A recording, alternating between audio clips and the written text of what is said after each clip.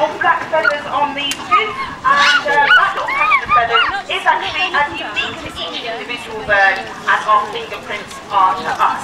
So although we've got birds like Bonnie and Tyler sitting together 2 years old before, they look almost identical to you and I. Once we get to know them, we can tell too soon, but these birds will always be able to recognise individuals in a flock straight away because they can see these little colours and patterns that we can't pick up on.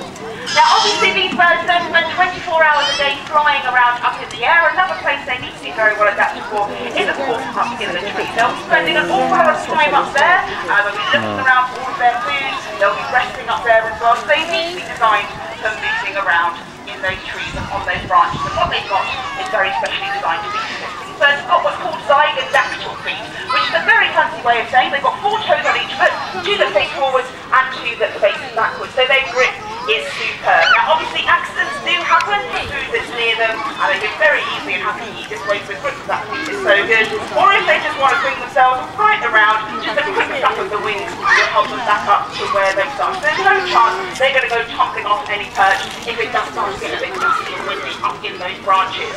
Now obviously the nicest bit of food, if they're after some food, won't be right next to them, or if they want to kind of scooch into the trees to get away from the predators.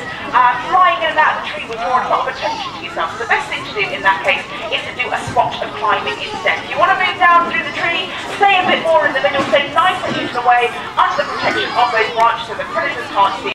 Very, very similar to Peppy, who we saw quite briefly, but we'll see maybe Freya would like to join in this time. Are you alright there? Goodness me. Microphone issues as well. We're not doing very well this afternoon. Is it working? It is? So, there we go. We're back. Right, so Peppy's having great fun on the sea lion building at the moment. So hopefully Zoe is going to probably fine for it. So this is Zoe. So whereas Peppy was the greater sulphur-crested cockatoo, little Zoe here is the lesser sulphur-crested cockatoo. Now Peppy quite rudely flew away without saying hello.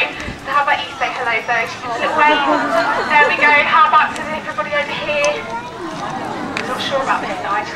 And this side as well. So little Zoe, she's very, very friendly indeed.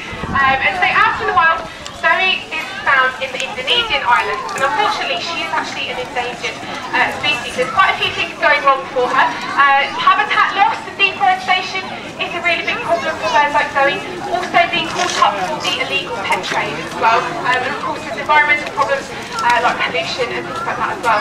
Now they are very intelligent, so lots of people do like to have them as pets. We do lots of training with our birds, and we do it for a little bit of fun, but also to make sure they're nice and healthy as well, so we can ask them to open their beaks, get a good look inside and make sure it's nice and healthy. We can have a look at their feet as well, check that those claws don't need